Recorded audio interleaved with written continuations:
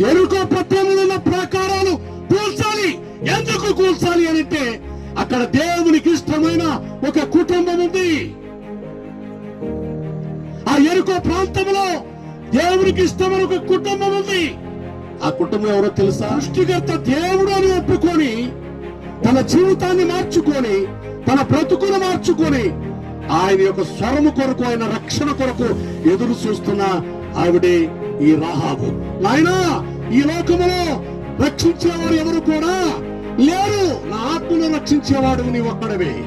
ఈ అగ్ని గ్రంథము నుంచి రక్షించేవాడు నువ్వు ఒక్కడవే. ఈ పాపము నుంచి రక్షించేవాడు నువ్వు ఒక్కడే. నేను ఒకప్పుడు ఎపిచానయ్యా, ఒకప్పుడు నేను భయంకరమైన స్థితుల్లో తిరిగానయ్యా. నా భర్తను మోసం చేసి తిరిగానయ్యా, సమాజాన్ని మోసం చేసి తిరిగానయ్యా, వేషగా తిరిగానయ్యా, శరీరం నమ్ముకున్నానయ్యా. కానీ నిన్ను గురించి నేను తెలుసుకున్నానయ్యా. నీవు తప్ప నన్ను రక్షించేవారికి ఎవరో లేరు.